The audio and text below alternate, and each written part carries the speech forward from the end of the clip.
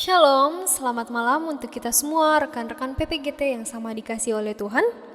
Bersyukur atas berkat Tuhan yang selalu melimpah dalam kehidupan kita, terkhusus pada saat ini Tuhan memanggil kita dan mengumpulkan kita pada saat ini untuk sama-sama memuji nama Tuhan.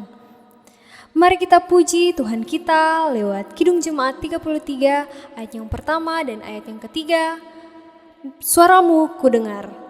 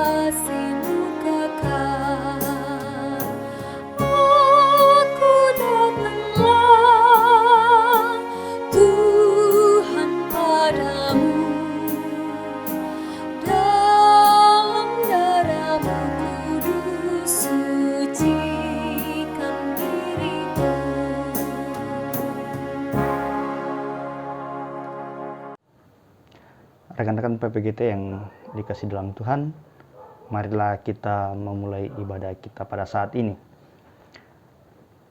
Pertolongan kita adalah dalam nama Tuhan yang menjadikan langit dan bumi, yang tetap setia untuk selama-lamanya dan tidak meninggalkan perbuatan tangannya.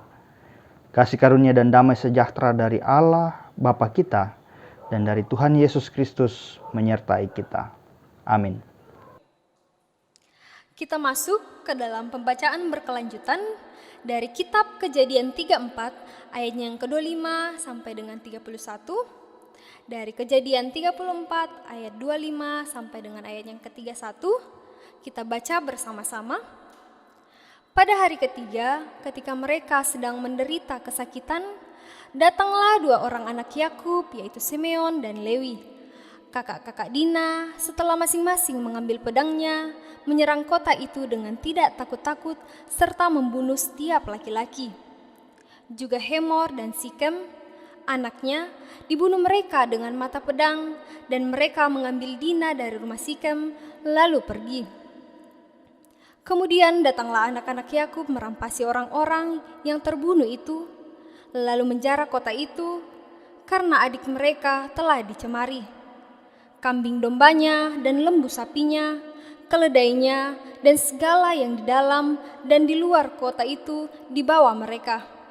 Segala kekayaannya, semua anaknya dan perempuannya ditawan dan dijara mereka, juga seluruhnya yang ada di rumah-rumah.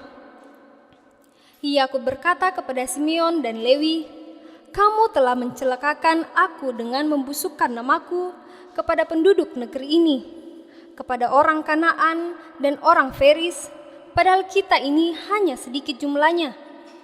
Apabila mereka bersekutu melawan kita, tentulah mereka akan memukul kita kalah, dan kita akan dipunahkan, aku beserta seisi rumahku."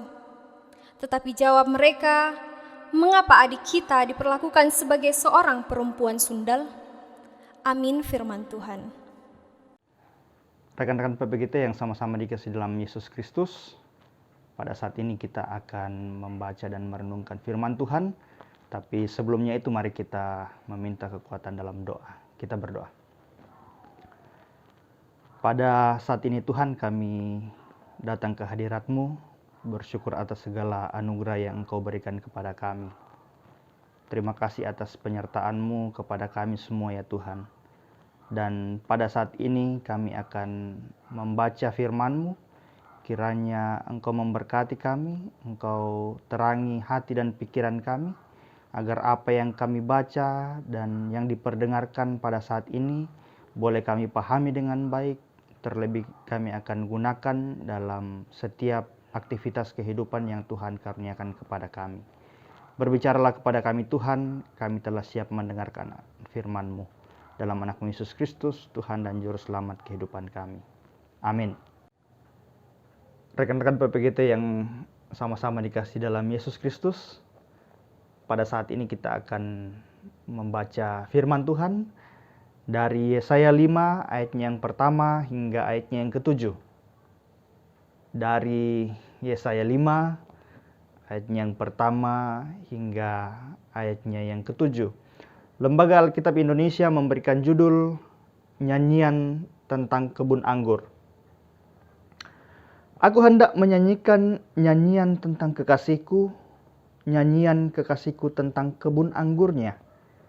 Kekasihku itu mempunyai kebun anggur di lereng bukit yang subur. Ia mencangkulnya dan membuang batu-batunya dan menanaminya dengan pokok anggur pilihan. Ia mendirikan sebuah menara jaga di tengah-tengahnya dan menggali lubang tempat memeras anggur. Lalu dinantinya supaya kebun itu menghasilkan buah anggur yang baik. Tetapi yang dihasilkannya ialah kebun anggur yang asam. Maka sekarang, hai penduduk Yerusalem dan orang Yehuda, adililah antara aku dan kebun anggurku itu. Apatah lagi yang harus diperbuat untuk kebun anggurku itu yang belum kuperbuat kepadanya? Aku menanti supaya dihasilkannya buah anggur yang baik. Mengapa yang dihasilkannya hanya buah anggur yang asam? Maka sekarang aku mau memberitahukan kepadamu apa yang hendak kulakukan kepada kebun anggurku itu. Aku akan menebang pagar durinya sehingga kebun itu dimakan habis dan melanda temboknya sehingga kebun itu diinjak-injak. Aku akan membuatnya ditumbuhi semak-semak, tidak dirantingi dan tidak disiangi, sehingga tumbuh putri malu dan rumput. Aku akan memerintahkan awan-awan supaya jangan diturunkannya hujan ke atasnya.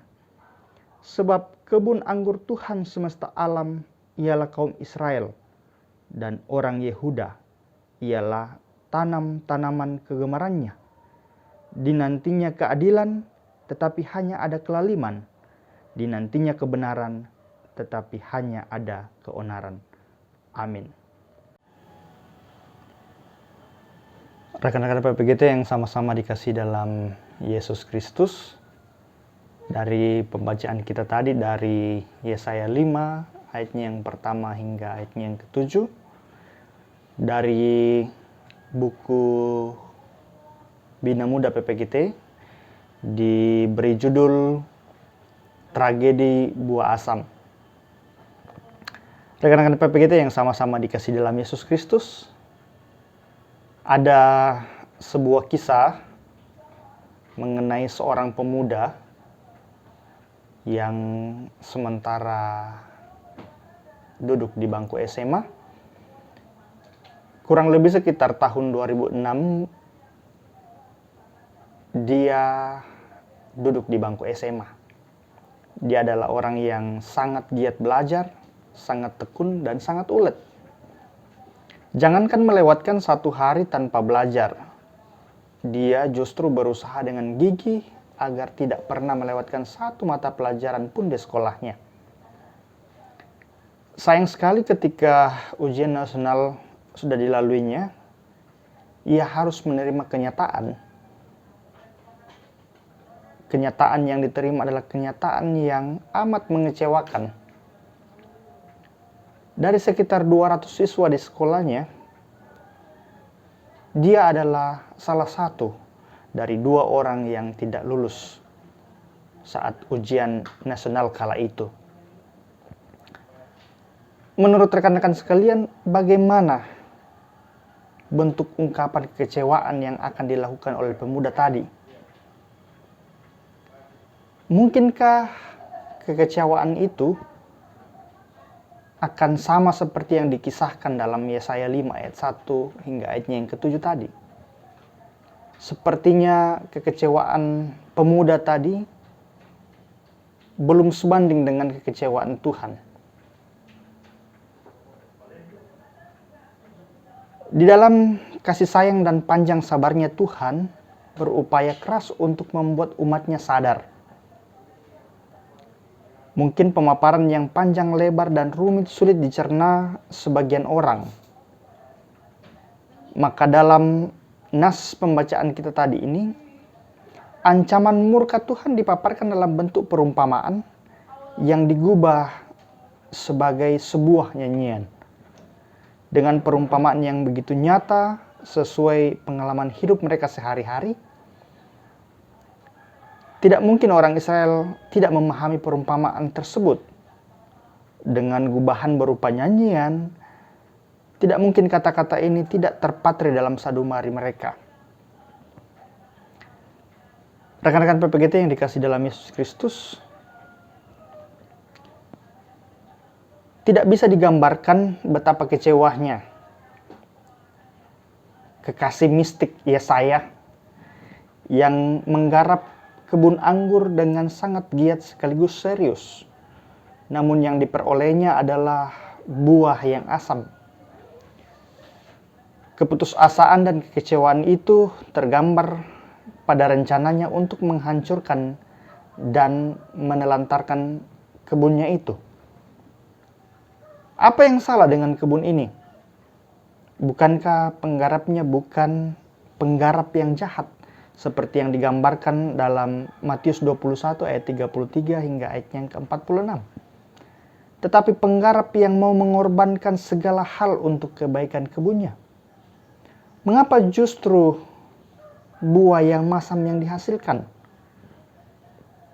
Kekasih yang menggarap tersebut adalah Tuhan Allah, dan kebun itu serta tanamannya adalah tanah dan bangsa Israel. Buah asam itu adalah akibat dari dosa yang dilakukan bangsa Israel yang menduakan dan meninggalkan Tuhan Allah setelah mereka diberi semua kemudahan dan kesejahteraan di tanah perjanjian. Tuhan Allah bersedia mengorbankan apapun untuk kebaikan bangsa Israel, tetapi respon yang sangat mengecewakan Tuhan Allah. Teman-teman PPGT yang sama-sama dikasih dalam Yesus Kristus, bila kita membaca lebih dalam pembacaan kita tadi di Yesaya, Tuhan mengajukan gugatannya kepada bangsa yang disayanginya, yaitu bangsa Israel. Para pendengar diajak menjadi hakim dan menilai sekiranya Tuhan masih kurang berupaya atau kurang sabar. Menariknya sekali melihat bahwa kendati kebun anggur itu hanya menghasilkan buah anggur yang asam, Tuhan tetap merawatnya. Keadaan umat Tuhan bisa tetap baik karena Tuhan setia kepada mereka walaupun mereka tidak setia kepadanya. Ketika habis sabarnya, yang ia buat hanyalah meniadakan pagar yang selama ini melindungi kebun anggur itu. Ia sengaja membiarkan berbagai kejadian buruk yang seharusnya menimpa mereka dulu-dulu menimpa mereka sekarang. Sebagian besar kehancuran yang terjadi pada kebun anggur itu bukan penghancuran aktif oleh Tuhan, melainkan konsekuensi logis dari pilihan hidup mereka. Tuhan hanya mengkontribusikan satu hukuman tambahan, menahan awan menurunkan hujan kepada kebun anggur itu. Seluruh pengalaman bangsa itu di luar Tuhan adalah pengalaman pembiaran. Seakan-akan dia berkata, kami atau kamu mau berdikari, apakah ingin terlepas dari aku? Silakan saja. Rekan-rekan PPGT yang dikasihi dalam Yesus Kristus, Paulus mengatakan kita adalah pohon-pohon anggur yang dicangkokkan dalam Roma 11 ayat 17 hingga ayatnya 18. Apakah kita sebagai pemuda sudah menghasilkan buah yang diharapkan oleh Tuhan?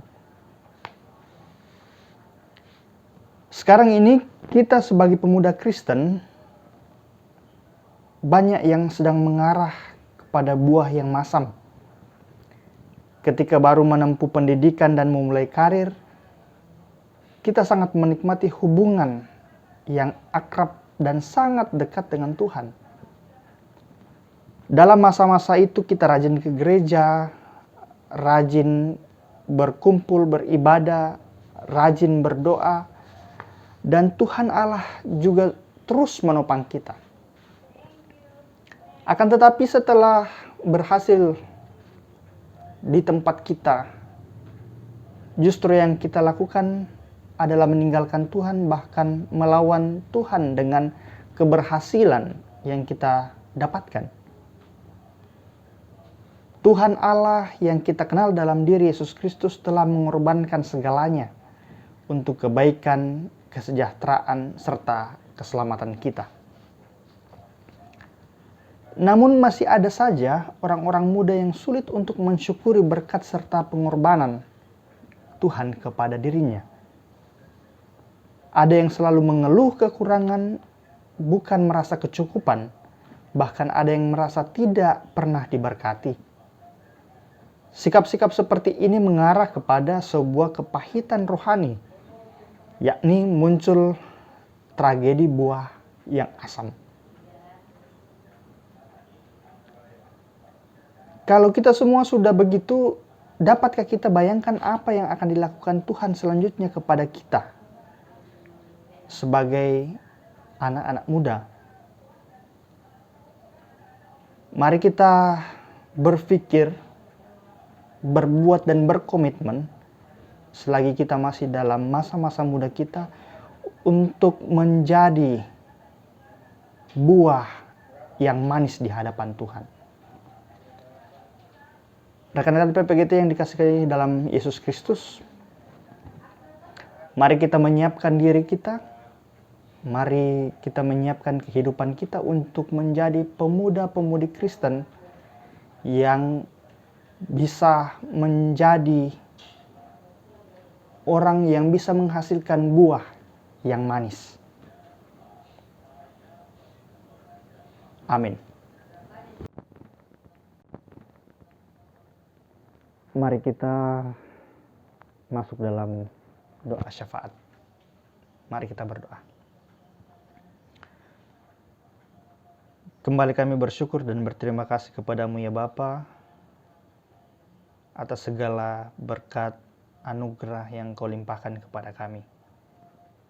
Terima kasih Tuhan, Engkau telah melayakkan kami untuk membaca serta merenungkan akan firman-Mu. Kiranya firman-Mu yang diperdengarkan di tengah-tengah kami boleh kami pahami dengan baik, terlebih kami laksanakan di dalam setiap kehidupan kami.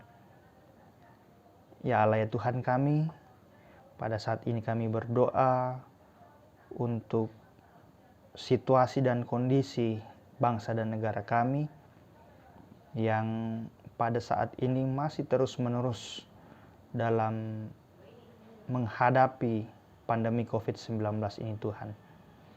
Kiranya Engkau berkati setiap kami, berkati orang-orang yang mengambil peranan dalam memutus mata rantai penyebaran COVID-19 ini Tuhan. Engkau berkati para medis serta para relawan yang terus-menerus berupaya bersama dengan pemerintah untuk memutus rantai penyebaran COVID-19 ini Tuhan. Ya Allah ya Tuhan kami doakan pemerintah kami, mulai dari tingkat pusat sampai ke pelosok-pelosok tanah air, Kiranya Tuhan juga memberikan sikap kepemimpinan kepada mereka, memberkati mereka dalam memimpin kami.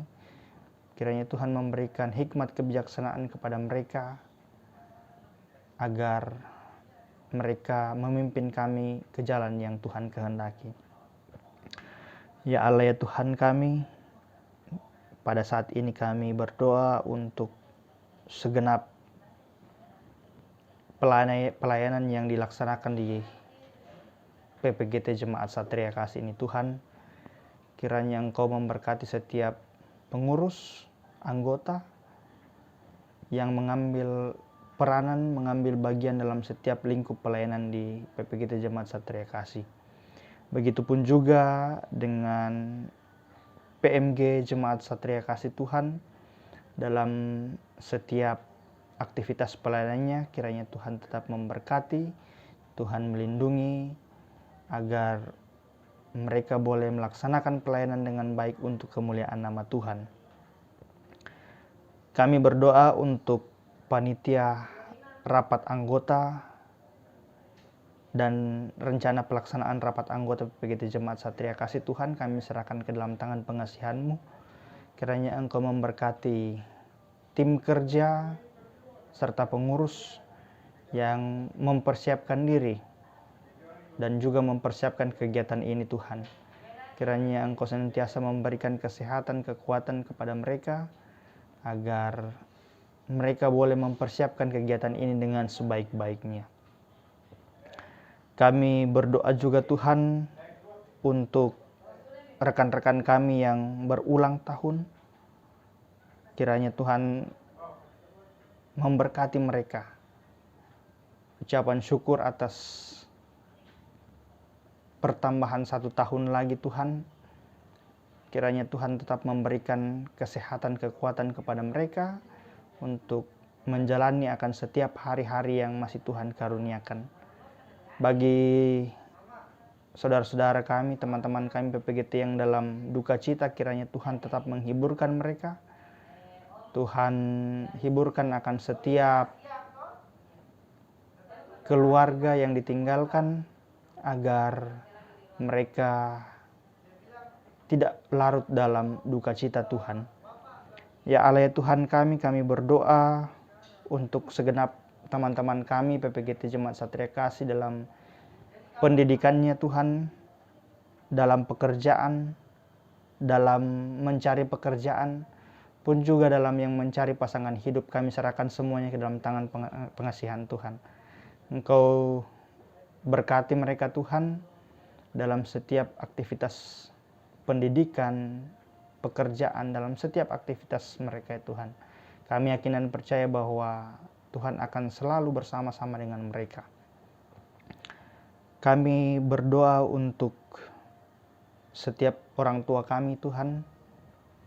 Kiranya Tuhan tetap memberkati mereka, Tuhan melindungi mereka dalam setiap aktivitas mereka. Kiranya Tuhan senantiasa memberikan mereka kesehatan, kekuatan untuk melanjutkan, untuk melalui setiap hari-hari yang masih Tuhan karuniakan. Ya Allah, ya Tuhan kami, kehidupan kami sepanjang 1 minggu ke depan, kami serahkan ke dalam tangan pengasihan Tuhan. Kiranya Tuhan senantiasa memberkati kami, Tuhan memberkati kami, lindungi kami dari segala mara bahaya, agar kami boleh melalui hari-hari kami dengan penuh sukacita, dan atasnya nama Tuhan yang senantiasa dipermuliakan. Ya Allah, ya Tuhan kami, ampunkan segala dosa-dosa kami melawan kehendak-Mu, dan ajarlah kami senantiasa bahwa bukan kehendak kami yang terjadi, tapi kehendak Tuhanlah yang terjadi. Dalam anak-Mu Yesus Kristus yang telah mengajar kami berdoa bersama-sama demikian. Bapa kami yang ada di surga, dikuduskanlah nama-Mu, datanglah kerjaan-Mu, jadilah kehendak-Mu di bumi seperti di sorga. Berikanlah kami pada hari ini makan kami yang secukupnya, dan ampunlah kami akan kesalahan kami, seperti kami juga mengampuni orang yang bersalah kepada kami. Dan janganlah membawa kami ke dalam percobaan, tapi lepaskanlah kami dari yang jahat, karena Engkau yang mempunyai kerajaan dan kuasa dan kemuliaan sampai selama-lamanya. Amin. Mari kita menggunakan waktu yang Tuhan berikan kepada kita untuk senantiasa melayani Tuhan dimanapun kita berada dan dalam setiap hal yang kita lakukan, agar kita dapat menjadi buah yang manis dalam kehidupan kita untuk kemuliaan Tuhan. Sekali lagi kita menyanyi dari NKB 199 ayat yang pertama dan ayat yang kedua, Sudahkah yang terbaik kuberikan.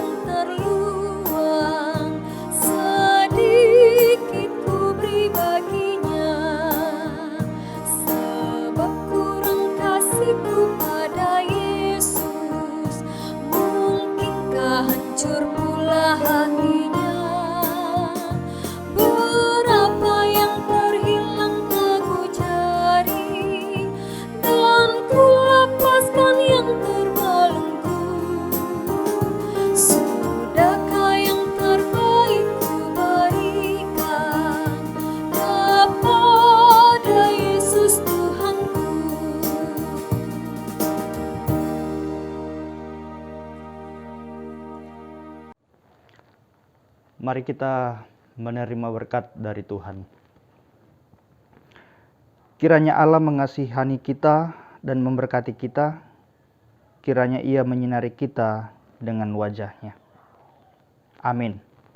Demikianlah ibadah kita pada malam hari ini. Semoga firman Tuhan yang boleh kita dengarkan, kita renungkan, boleh tertanam baik dalam hati pikiran kita, boleh kita gunakan sebagai suluh dan pedoman dalam menghadapi kehidupan yang masih Tuhan percayakan kepada kita. Selanjutnya kita akan mendengarkan penyampaian dari pengurus, dengan kasih dipersilakan. Shalom dan selamat malam untuk kita semua. Diucapkan terima kasih kepada teman-teman yang boleh berpartisipasi pada ibadah kita malam hari ini. Diucapkan juga terima kasih kepada pelayan firman, liturgis, pemusik, serta tim multimedia yang boleh membantu kita pada ibadah hari ini. Kiranya pelayanan mereka boleh menjadi berkat bagi kita semua dan kiranya nama Tuhan selalu dipuji dan dipermuliakan. Nah, teman-teman yang terkasih, ada beberapa kegiatan yang akan kita lakukan ke depannya. Yang pertama, kita akan menjadi tuan rumah dari pertemuan bulanan PPGT Klasis Makassar Timur yang akan dilaksanakan pada 13 Oktober melalui media YouTube PPGT Klasis Makassar Timur. Nah, selanjutnya kita juga akan mengadakan jam doa pada tanggal 18 Oktober melalui media Zoom. Kita juga akan melakukan ibadah rutin yang akan dilaksanakan pada hari Sabtu 17 Oktober 2020. Selanjutnya, yang terakhir, pada bulan ini kita akan mengadakan di bulanan pada tanggal 22 Oktober melalui media Zoom. Nah, teman-teman yang terkasih, tidak terasa kita sudah berada di penghujung kepengurusan. Nah, untuk itu sebentar lagi kita akan mengadakan RA yang rencananya pra-RA akan dilaksanakan pada tanggal 14 November 2020 dan RA-nya sendiri akan kita laksanakan pada tanggal 19 sampai dengan 21 November tahun 2020. Diharapkan partisipasi dari teman-teman sekalian serta dukungannya kepada tim kerja rapat anggota 5 PPGT Jemaat Satria Kasih. Sekian untuk penyampaian pada malam hari ini. Shalom dan terima kasih untuk kita semua. Demikianlah seluruh rangkaian ibadah kita pada malam hari ini. Sampai jumpa di ibadah kita yang selanjutnya. Selamat malam, salam sejahtera untuk kita semua.